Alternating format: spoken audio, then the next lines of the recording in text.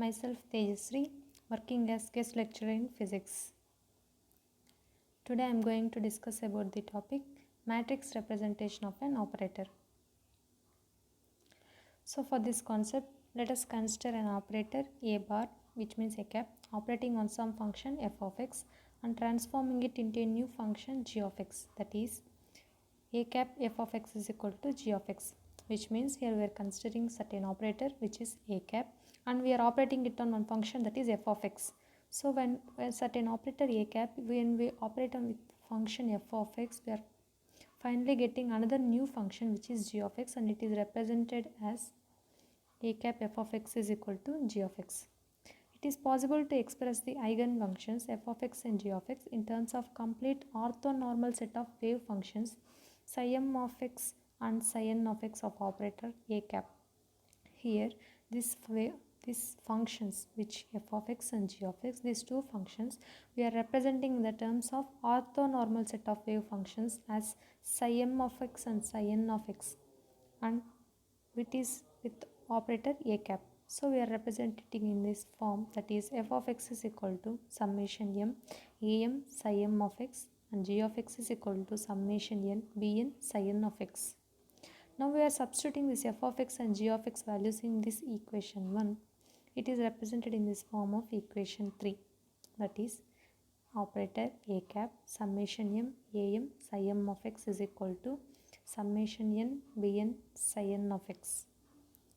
So now for this variables am and bm, we are finding first one of the variable value, then automatically we can find the other variable value. So for obtaining this bn value, in order to obtain the bn, we are multiplying this equation with psi l star of x. So here we are taken considering one variable m and n, so another we are considering the variable as l, we are representing with l form. So in order to find the value of bn value, so we are multiplying that equation with psi l star of x and integrating over the entire space. So this is represented in the form of integral psi l star of x operator a cap summation am psi m of x d tau equal to integral psi l star of x summation n bn psi n of x into d tau. So we are multiplying with psi l star of x and integrating for this equation, third equation, it is finally represented in this form. So we are rearranging this equation, since the summation bn and the summation am were constant values, we are taking out from this integration form, that is summation m am integral psi l star of x operator a cap psi m of x d tau equal to summation n bn integral psi l star of x psi n of x into d tau. So by this, here we are saying that summation am alm equal to summation bm delta ln equal to b1, which means if we observe this here, this value, which means integral psi l star of x a cap psi m of x, we are considering the value as a lm. So since this is, we are considering in this form by using scalar product.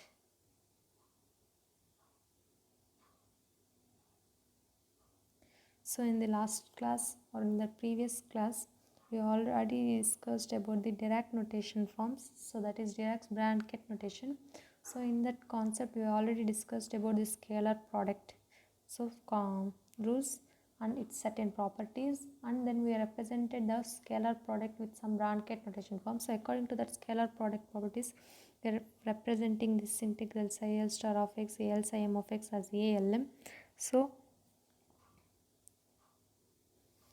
So for this operator al, we are writing this value. So for this equation, now we are finding the matrix representation. So today our concept is nothing but matrix representation of an operator. So we are certain operator of its matrix representation we are representing. So for that we are considering two functions. If we see, so two functions were considered, that is f of x and g of x, which means we have considered one function. So for that one function we are operating with one operator a cap, so we are transforming it into another function g of x. So for these two functions we need to express eigen functions which means we need some real values with the form of matrix representation. So for that eigenfunctions, we are representing with the wave functions psi m of x and psi n of x and its transformation forms. So substituting and we rearrange this equation forms, we finally get those equations. So in these equations, according to the scalar product representation, we are representing this equation with an operator as operator ALM. For this operator, now we are transforming it into the matrix representation. So therefore, the equation 4 determines the transformation of function f of x into g of x in another representation under the action of operator a cap. The operator a cap in this representation is given by equation 5 in the form of a matrix. Thus, the definition of matrix A is equivalent to the operator a cap itself. The numbers ALM form a square array that can be schematically witnessed. So we are saying that this operator ALM forming the square array of the matrix.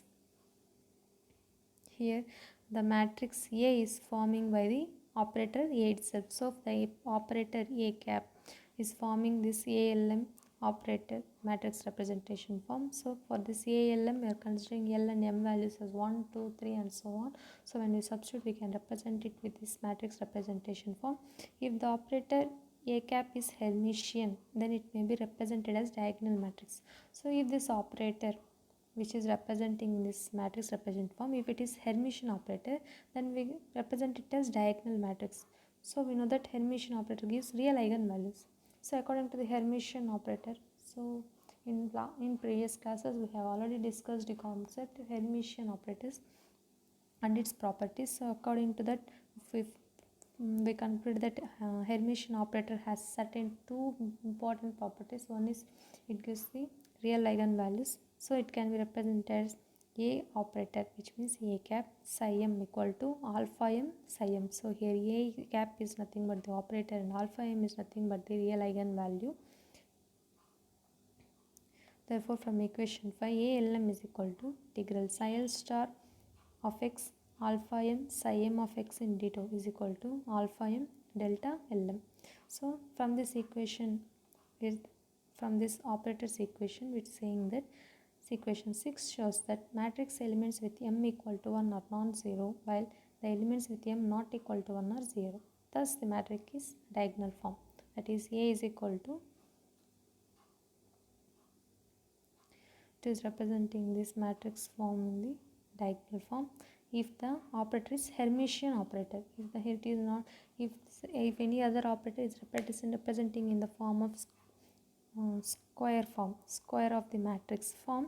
So if we consider that operator is Hermitian, then it gives us the real eigenvalues with the diagonal matrix form. Thus, each Hermitian operator has a representation as a diagonal matrix provided the wave function is expanded in terms of its eigenfunctions.